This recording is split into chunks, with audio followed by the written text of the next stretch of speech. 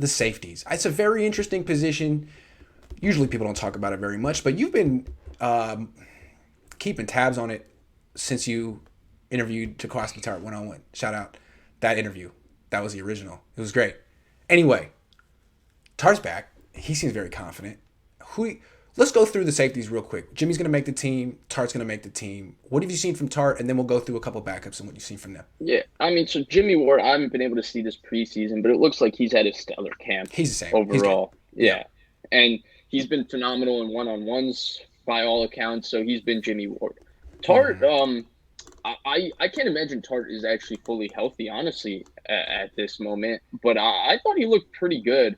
I thought he was throwing his body around. I thought he had good recognition of runners pass. He did good job in man coverage. He always takes sound angles to the football. He rarely misses tackles.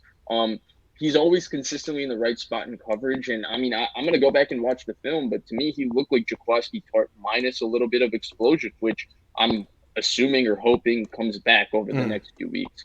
The big kind of debate, and I had a lot of people in my mentions saying that Talanoa Hufanga should be the starting 49ers safety now, based on how he's looked in this preseason. And for sure, I've been impressed by Hufanga. Definitely for a sixth-round pick, he's ahead of where a lot of these where other safeties have been. He's made a couple flash plays, and then he has, I guess, a little bit of Troy Polamalu to him, so then everybody automatically goes there. But honestly, I wanted to put to rest. I think there's a few important details as to why Tart should remain the starting safety if healthy. First of all, I haven't seen Hufanga do much more than just play single high.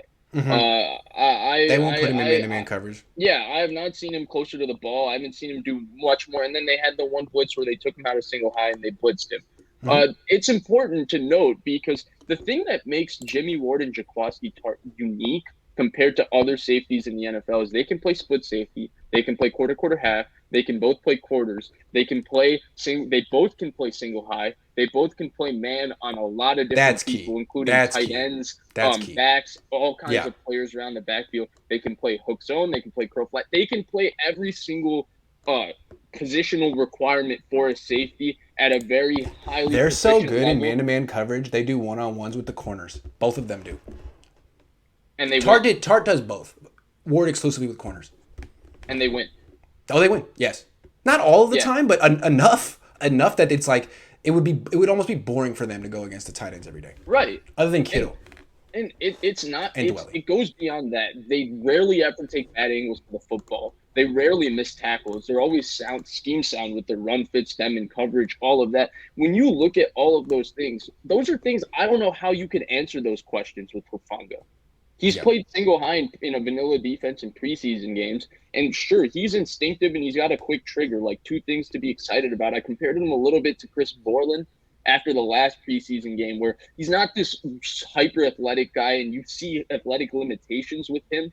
And I would love to see him against the starters to see if these limitations would get exposed. But he's just instinctive and around the football. And you do see that for sure. But I just think there's a risk because I've seen Tart and Ward. They're able to do every single thing.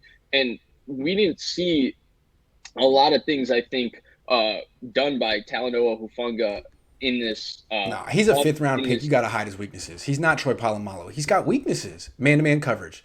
So you'll see him. I actually watched him. I watched him a decent amount at USC, and there are specific weaknesses, especially with his movement skills in general. He is like Jaquaski Tart and Jimmy Ward were drafted within the first 50 picks of the draft because they are elite movers. Yeah. Especially Tart at his size. Yeah.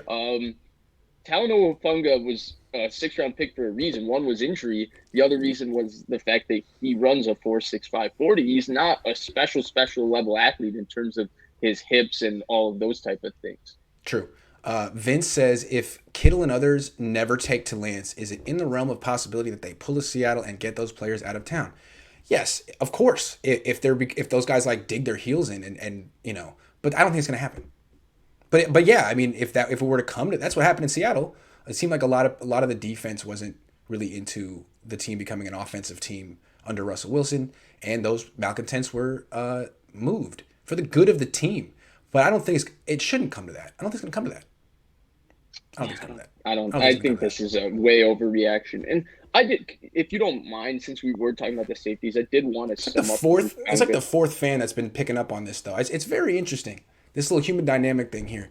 It seems like certain fans have noticed. Maybe they're over empathizing with the 21-year-old that Trey's not getting the same dap and the same love from his teammates. I mean, I actually haven't noticed this at all, so this is unique and interesting to me. If you don't mind, I just wanted to add a couple more things on the Sure, safety please topic do. real Sorry quick. about that. The first thing I wanted to add is one, I still think Hufanga was a steal, and I think he's played really well, and he's definitely flashed. I just think there should be a little bit of reservation before you're pushing to start him over a player of Tart's caliber, because you also have to understand what his weaknesses are, and we haven't seen him do the things at the diversity that we've seen Tart do for the last 4 years. And then the other thing I wanted to add, and I think this is important for the conversation, is for whatever reason, there's an obsession with replacing Jaquaski Tart and Jimmy Ward amongst Niners fans. I mean, they wanted Jimmy Ward replaced with Adrian Colbert, Tarvarius Moore. They wanted Jaquaski Tart replaced at the beginning of this offseason with Tavon Tavon Wilson, Wilson, who I'm not even sure is going to make this team at this point. Hufanga. And now Hufanga, when these are two of the more consistently better players on this defense, I just say be careful what you wish for.